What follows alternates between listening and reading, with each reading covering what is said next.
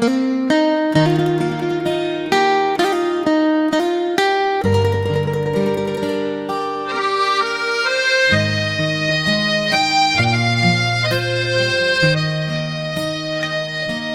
หนาวปัดมา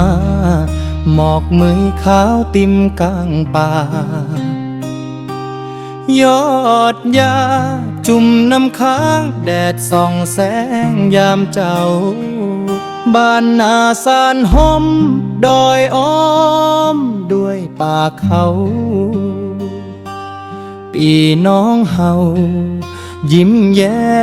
มล้อมวงหิ่งไฟ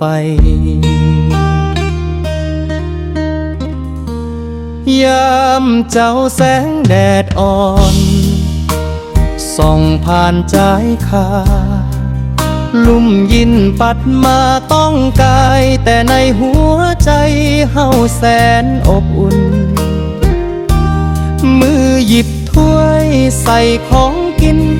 ห้องกันมาล้อมวงกินข้าวเสียงไข่โคกบความหนาวตีบ้านนา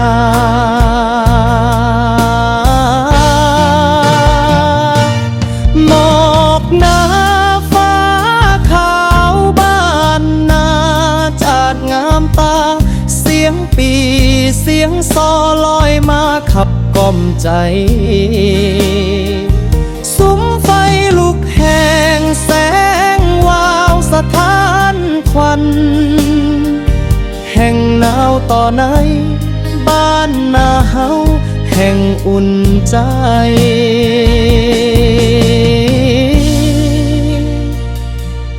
ยามกลางคืนดาวติมฟ้าสุมไฟลูกเหิดบ่าวสาวขับห้องเสียงเน้นก้องสะท้อนดอยในคืนเหน็บหนาวใจเฮาเกยลอยไปในพี่น้องเฮาห่วมหักคอยเสื่อมใจกลางสุมซ่อนน้ำหมอกหนาฟ้าขาวบ้านนาจาดงามตาเสียงปีเสียงซอลอยมาขับกล่อมใจจวนซุ้มไฟลุกแห่งแสงวาวสะท้อนควันแห่งหนาวต่อในบ้านนาเฮาแห่งอุ่นใจ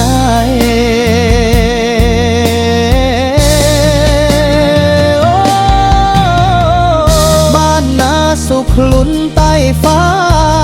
ขอเก็บสวงเวลาอันงดงามนี้ไว้ในใจฤดูหนาวมายามบ้านนาอบอุ่นกายใจในอ้อมกอดป่าใหญ่บ้านนาเฮาเกิดเดียวดาย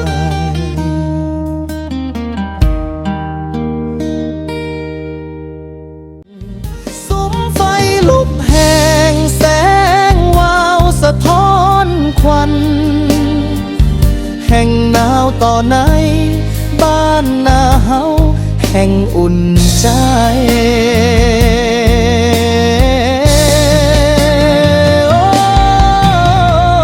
บ้านนาสุขลุ้นใต้ฟ้า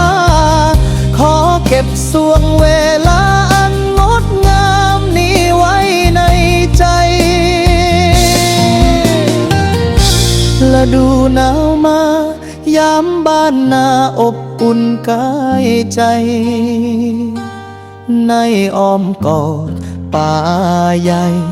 บ้านนาเฮาเกิดเดียวดาย